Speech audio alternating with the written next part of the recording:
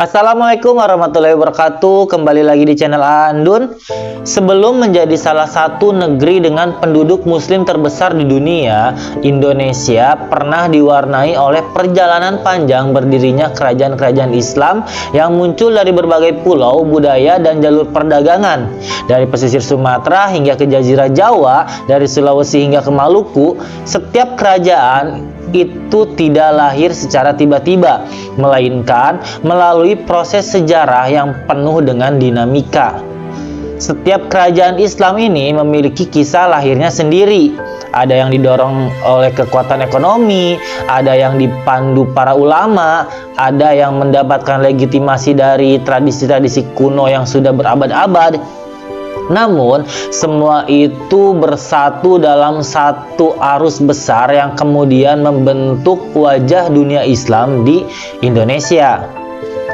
Nah, pada video Andun kali ini, kita akan coba bahas bagaimana perjalanan kerajaan-kerajaan Islam ini itu berdiri, tumbuh, dan menjadi fondasi peradaban Islam di Indonesia seperti hari ini.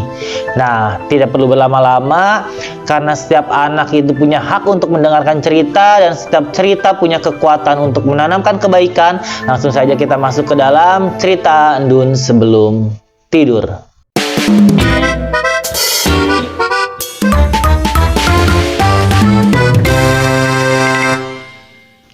Sekarang kita bayangkan Nusantara abad ke-7 hingga ke-12. Pelabuhan-pelabuhan seperti Baru, Slamur, Perak, Gresik, hingga Ternate itu penuh dengan kapal dari Gujarat, Persia, Arab, dan Tiongkok. Mereka tidak hanya membawa dagangan seperti kain, rempah, keramik, melainkan mereka juga membawa agama Islam. Sumber-sumber sejarah penting pada tahap awal ini itu seperti misalkan pertama catatan dinasti Tang ini pada abad ke-7 hingga ke-9 Masehi. Di sana menyebutkan tentang keberadaan pemukiman pedagang Arab di wilayah Poni atau yang sekarang itu diduga sebagai Brunei atau juga pantai barat di Kalimantan. Lalu juga catatan atau sumber-sumber sejarah lainnya itu ada kronik Cina Huilim tahun 827 Masehi. Di sini itu mencatat tentang keberadaan komunitas muslim di Sumatera. Lalu ada juga catatan Ibnu Khurdadbih itu sekitar tahun 850 Masehi menyebut tentang jalur para pedagang muslim menuju Zabag atau Sumatera. Terus juga ada pendapat dari menurut Buya Hamka itu Islam itu masuk ke Indonesia itu langsung dari Arab katanya pada abad ke-7 Masehi atau abad pertama Hijriah. Nah, ini tuh pendapatnya didukung oleh naskah kuno Cina tentang adanya pemukiman Arab di Barus pada tahun 625 Masehi.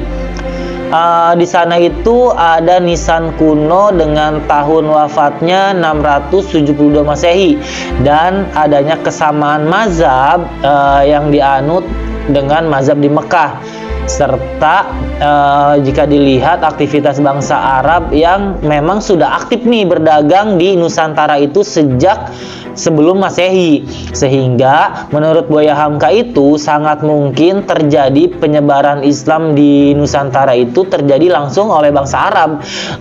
Jadi Islam itu sebenarnya sudah masuk di awal-awal berkembangnya Islam di Arab, dan mungkin juga pendapatnya itu salah satu pendapatnya itu adalah yang menyebutkan kemungkinan besar adalah yang menyebarkan agama Islam atau yang pertama kali membawa agama Islam ke Nusantara itu adalah salah satu dari sahabat Rasulullah.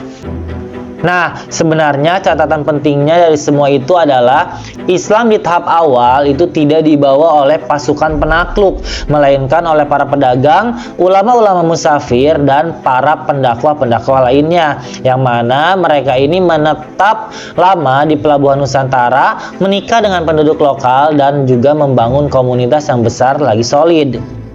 Lalu muncul pertanyaannya, kapan kerajaan Islam pertama kali muncul di Nusantara? Nah, jika teman-teman mengatakan Samudra Pasai adalah kerajaan Islam pertama di Nusantara, mungkin kita harus coba membuka peluang lain dan membuka wawasan kita serta mengeksplor lebih jauh tentang kerajaan Islam ini gitu. Karena pada faktanya banyak sejarawan yang menyebut Kesultanan Perlak di Aceh Timur lah sebagai kerajaan Islam pertama di Nusantara. Sebagai sumber pendukungnya itu ada pendapatnya itu ada di menurut para sejarawan ya, itu ada Hikayat Aceh, terus Hikayat Raja-Raja Pasai, terus juga ada sumber pendukungnya itu manuskrip Idarul Haq, dan juga ada catatan Marco Polo di tahun 1292. Nah, menurut manuskrip Idarul Haq itu, menurut Idarul Haq, Islam itu masuk ke Perlak melalui para dai dari Persia pada abad ke-9. Perlak kemudian dipimpin oleh Sultan Alauddin Syed Maulana Abdul Aziz Shah itu pada tahun sekitar 840 Masehi. Sedangkan menurut catatan Marco Polo ketika singgah di Aceh pada tahun 1292, Marco Polo itu menulis bahwa Perlak dan Pasai itu sudah memeluk Islam, sementara daerah-daerah lain itu belum. Meski sebenarnya keberadaan Perlak ini itu masih menjadi bahan perdebatan, namun Perlak itu sangat penting nih, karena Perlak ini menandai munculnya pemerintahan lokal yang berasaskan Islam gitu, teman-teman. Nah, setelah Perlak akhirnya selanjutnya berdirilah Kerajaan Samudra Pasai pada tahun 1267 hingga 1521. Samudra Pasai itu adalah kerajaan Islam pertama yang bukti-buktinya itu sangat kuat dan jelas. Nah, adapun bukti arkeologis dan catatan sejarahnya itu adalah yang pertama ada nisan Sultan Malik Al-Saleh tahun 1297 Masehi. Ini ditulis dengan aksara Arab dan menjadi batu nisan Islam tertua yang sudah dipastikan gitu. Nah, di Indonesia. Lalu yang kedua ada juga catatan dari Ibnu Battuta pada tahun 1345 hingga 1346 Masehi. Dia itu menetap beberapa hari dan menggambarkan kerajaan Pasai ini itu sebagai kerajaan yang sangat religius, dan katanya juga rajanya itu adalah seorang yang faqih atau orang yang paham agama lah, seperti itu. Lalu yang ketiga itu bukti arkeologisnya itu didukung dengan adanya koin-koin emas bertuliskan Al-Sultan Al-Adil dan Sultanah Nuruddin. Jadi Pasai itu memang menjadi pusat pengajaran Islam, percetakan koin, dan perdagangan internasional. Nah, dari sinilah Islam akhirnya mulai nih menyebar ke Jawa, karena memang banyak nih ulama-ulama Jawa juga itu belajar di Pasai sebelum akhirnya kembali mengajar di Jawa atau di tanah kelahirannya gitu. Nah, lalu kita masuk pada tahapan selanjutnya. Islam masuk ke Jawa. Islam masuk ke Jawa ini melalui dua jalur. Yang pertama itu jalur perdagangan dan ulama Gresik, Tuban, Demak. Lalu yang kedua itu melalui peran para wali di abad ke-14 hingga ke-16. Nah, jalur perdagangan dan ulama Gresik, Tuban, Demak ini beberapa buktinya itu adalah yang pertama itu adanya fakta arkeologis.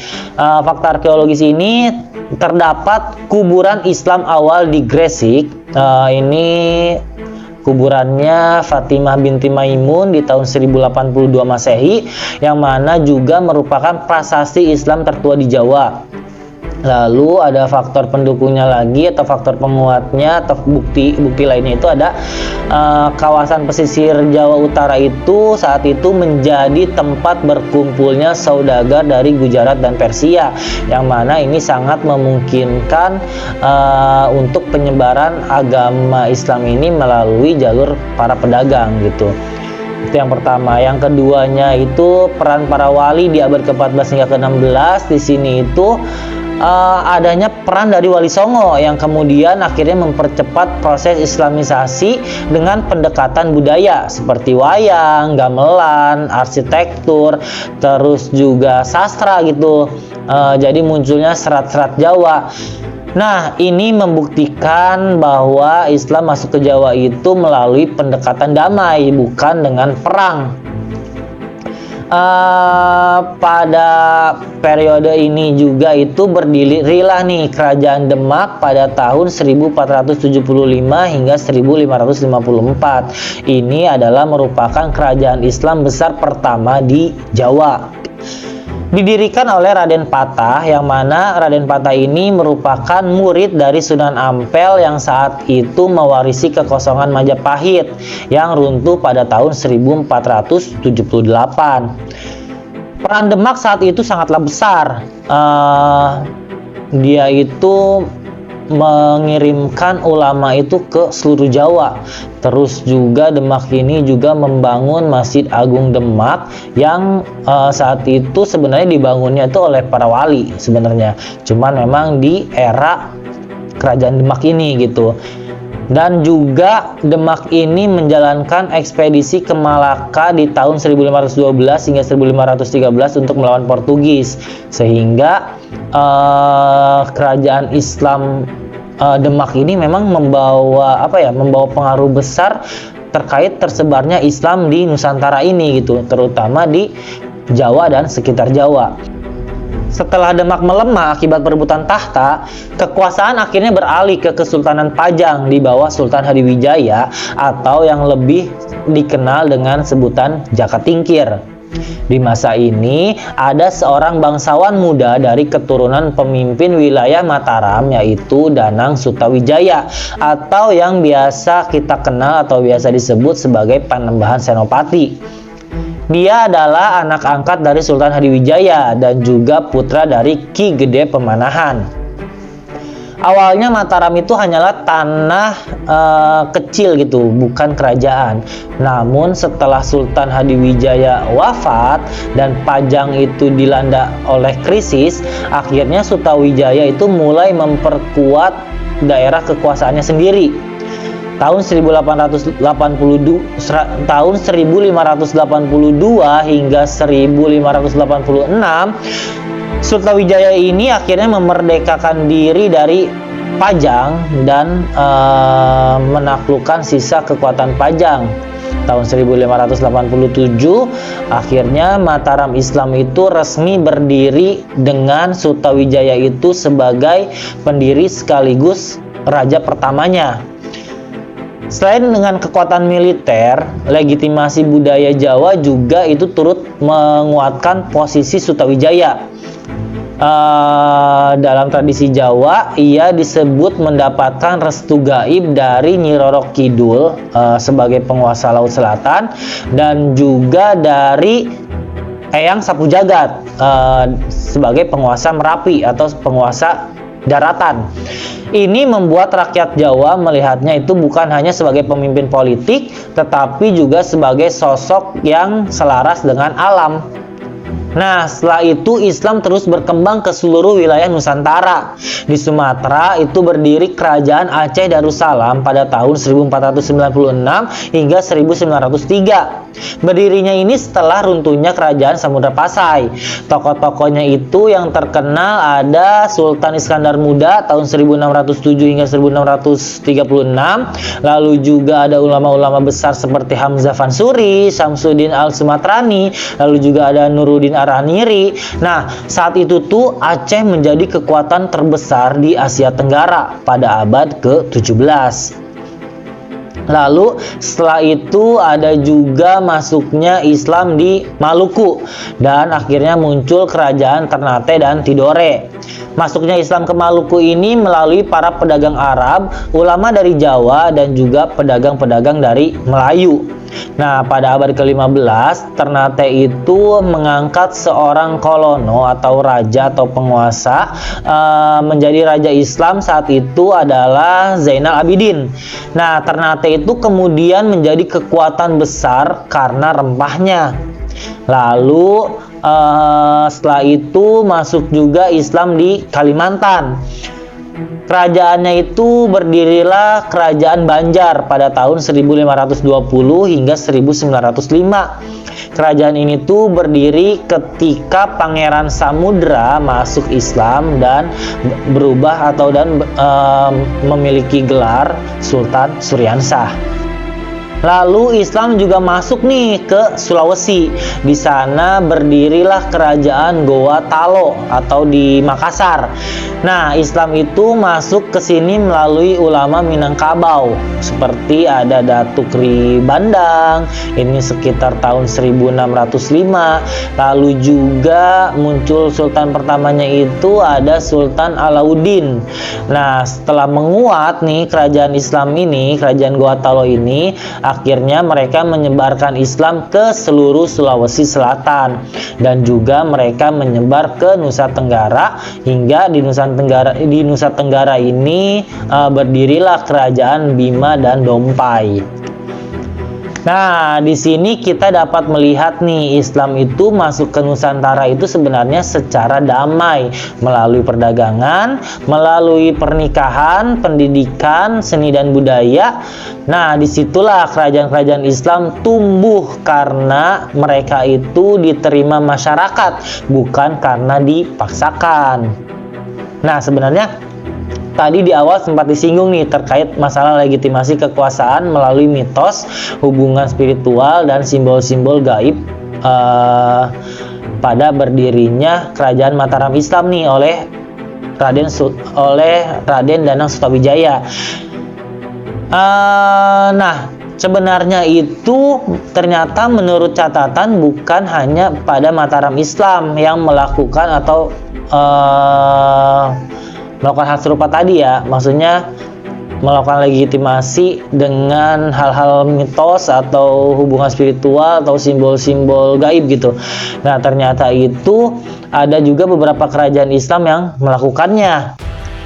Nah, adapun kerajaan Islam yang melakukan legitimasi itu atau melakukan hal sejenis atau serupa dengan kerajaan Mataram Islam, itu yang pertama itu Kesultanan Demak, yang mana mereka itu melakukan legitimasi melalui Wali Songo dan keturunan Raja Majapahit. Nah, sumbernya itu dari Babat Tanah Jawi, Serat Kanda, dan tradisi lisan Jawa. Jadi saat itu Raden Patah, pendiri Demak, itu disebut sebagai putra dari Brawijaya V atau Raja Majapahit saat itu. Nah, dia juga memiliki dukungan penuh oleh Wali Songo, terutama Sunan Ampel dan Sunan Kalijaga. Demak itu menggambarkan dirinya sebagai kelanjutan sah dari Majapahit, jadi bukan kerajaan asing. Meski tidak memakai mitos gaib seperti Mataram, legitimasi dari genealogis dan spiritual dengan para wali itu menjadi sangat penting bagi berdirinya Kesultanan Demak. Yang kedua itu ada Kesultanan Cirebon, yang mana mereka itu melakukan legitimasi dua dunia, Islam dan Sunda Buddha. Syarif Hidayatullah atau Sunan Gunung Jati itu disebut sebagai keturunan Nabi Muhammad sekaligus keturunan Prabu Siliwangi dari garis ibunya, yaitu Nyi Subang Larang. Ini unik nih karena legitimasi ini menggabungkan darah Arab atau kesucian agama dan juga darah Sunda atau kekuatan politik lokal. Ini akhirnya membuat Cirebon itu diterima oleh masyarakat Sunda yang sebelumnya adalah mayoritas Hindu-Buddha. Ketiga, ada Kesultanan Banten, yang mana Kesultanan Banten ini melakukan legitimasi politiknya itu dengan gelar Islami ditambah ketertarikannya terhadap mistis Sunda. Kesultanan Banten itu didirikan oleh Hasanuddin, yang mana sebagai putra dari Sunan Gunung Jati. Jadi selain dengan legitimasi Islam dari ayahnya, Banten juga memiliki tradisi hubungan spiritual dengan Gunung Karang. Nah, di Gunung Karang itu memiliki juru kunci seperti pada masa kerajaan Sunda. Akhirnya untuk melegitimasi kesultanannya ini muncullah sebuah cerita Sultan Hasanuddin itu berhasil menaklukkan penguasa Gunung Karang, yang akhirnya Islam itu diterima nih di Kesultanan Banten saat itu. Lalu yang keempat ada Kesultanan Aceh. Ini itu legitimasinya itu dengan ritual mistis dan citra raja sufi. Jadi raja-raja Aceh itu terutama Iskandar Muda itu digambarkan memiliki karomah. Dia itu dapat berkomunikasi dengan ulama gaib atau wali kutub. Nah, di sini menerima legitimasi spiritualnya itu dari guru-guru sufi gitu. Bahkan di sana itu ada tradisi bahwa gunung-gunung di Aceh itu menjadi titik dari kekuatan raja. Nah, di sini legitimasinya itu unik karena raja itu diposisikan sebagai wali sekaligus penguasa dunia, bukan hanya sekedar politikus. Sebenarnya tuh masih banyak lagi nih di wilayah-wilayah lainnya. Nanti mungkin akan kita bahas secara terpisah jika memungkinkan. Intinya hal ini itu adalah bagian dari strategi untuk menggabungkan Islam dengan tradisi lokal sebagai legitimasi kekuasaan agar kerajaan Islam itu dapat diterima baik di tengah masyarakat Nusantara yang saat itu belum memeluk tradisi Islam dan memegang tradisi lokal yang sangat kuat. Nah, terakhir, pelajaran apa nih yang dapat kita ambil dari perjalanan panjang kerajaan-kerajaan Islam di Nusantara ini? Oke, pelajaran yang mungkin dapat kita ambil menurut Andun ya. Yang pertama, dakwah yang bijak itu selalu mengutamakan pendekatan budaya. Wali Songo itu tidak merusak budaya lokal, mereka justru mengislamkan budaya, bukan membudayakan Islam. Lalu yang kedua, kekuatan ekonomi itu membawa pengaruh besar. Kerajaan Islam itu berkembang karena menguasai pelabuhan dagang penting. Nah, pelajarannya di era modern ini, ekonomi itu mempengaruhi sosial politik. Jadi intinya tuh kita harus kaya agar memudahkan kita untuk berdakwah gitu. Nah, yang ketiga, ilmu pengetahuan itu menjadi pilar peradaban. Misal Pasai, Aceh, Demak, dan juga Ternate itu dikenal sebagai pusatnya para ulama. Nah, setiap kerajaan besar itu selalu dimulai atau bermula dari ilmu dan pendidikan. Lalu yang keempat, hubungan internasional itu memperkuat identitas lokal. Dunia Islam itu menjembatani Nusantara dengan Timur Tengah, India, Tiongkok. Ini itu menciptakan peradaban yang terbuka dan kosmopolitan. Maka kita juga di era modern seperti sekarang ini tidak boleh antipati dengan dunia internasional atau dengan hubungan internasional. Kita justru harus saling belajar dengan dengan negara lain gitu untuk memperbaiki atau untuk mengembangkan Islam supaya lebih baik ke depannya. Lalu yang terakhir mungkin pelajaran yang dapat kita ambil itu adalah persatuan itu membuat kerajaan kuat, perpecahan itu akan membuatnya runtuh. Nah, seperti yang tadi kita lihat ya, runtuhnya Pasai, Demak, mungkin juga yang belum disebutkan ada Maluku, hingga sebenarnya kerajaan-kerajaan besar lainnya itu hampir selalu karena perebutan kekuasaan internal. Seperti itu, teman-teman. Oke, itu aja teman-teman kisah atau cerita dari Andun kali ini. Semoga dapat diambil pelajarannya, dapat diambil manfaatnya. Tapi sebelumnya, yuk di like, comment, subscribe dulu videonya dan di share ke sebanyak-banyaknya supaya channel ini juga bisa berkembang dan supaya teman-teman juga makin banyak yang mendapatkan pengetahuan atau dapatkan manfaat dari channel Andun ini. Dan jangan lupa diklik juga notifikasinya supaya tidak tertinggal video-video Andun yang lainnya. Itu aja teman-teman video dari Andun kali ini, semoga bermanfaat. Terima kasih sudah menyimak dan sampai bertemu di video-video Andun selanjutnya. Bye bye. Bismika Allah ma'aya wa bismika amin amin.